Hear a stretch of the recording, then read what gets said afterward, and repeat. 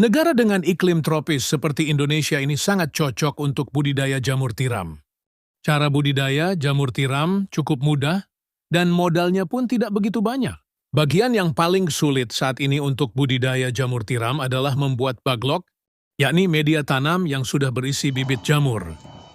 Namun gak perlu khawatir jika Anda baru pertama kali terjun di dunia jamur tiram, sementara untuk urusan baglok yang sudah siap tumbuh, bisa pergi ke orang lain terlebih dulu.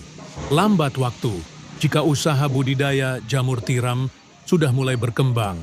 Cobalah untuk membuat baglok sendiri. Nah, langsung saja inilah beberapa persiapan dan cara budidaya jamur tiram versi Jamur Ganteng Official. Yang pertama, menyiapkan kumbung.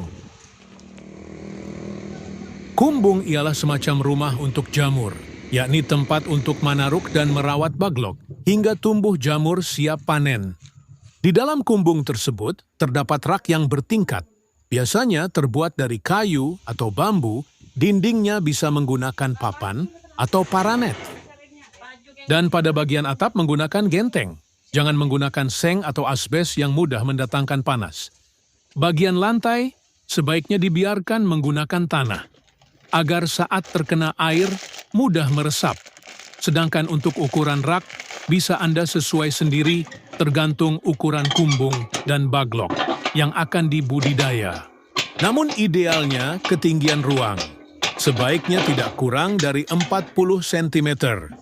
Rak bisa dibuat 2 hingga 3 tingkat lebar. Rak 40 cm dan panjang setiap ruas rak 1 meter. Setiap ruas rak bisa memuat 70 hingga 80 baglok. Kemudian menyiapkan baglok. Perlu kalian tahu, kualitas baglok yang bagus sangat mempengaruhi pertumbuhan dari jamur itu sendiri. Baglok ialah media tanam untuk meletakkan bibit jamur yang terbuat dari serbuk gergaji. Serbuk kayu tersebut dimasukkan ke dalam plastik berbentuk silinder dan pada ujung plastik diberi lubang, di mana lubang tersebut nantinya jamur tiram akan tumbuh keluar. Saat ini baglok jamur tiram YJ berbobot 1 kg dijual, kisaran harga 3.000. Cara merawat baglok.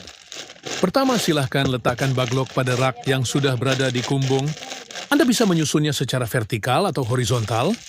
Jika menyusun secara horizontal, berarti lubang baglok berhadapan ke samping. Sedangkan jika secara vertikal, maka lubang baglok menghadap ke atas. Namun biasanya, untuk para pemula lebih milih untuk menyusun baglok secara horizontal. Hal ini dilakukan agar tidak ada air yang masuk secara berlebihan saat nyiram baglok dan proses panen pun bisa lebih mudah. Kapan penyiraman dilakukan? Penyiraman penyemprotan dilakukan setelah panen pertama jamur tiram. Baru dilakukan. Penyiraman biasanya dilakukan sebanyak 3 kali dalam sehari. Lakukan penyiraman dengan sprayer atau sistem kabut frekuensi. Penyiraman 2-3 kali dalam sehari tergantung suhu dan kelembaban kumbung.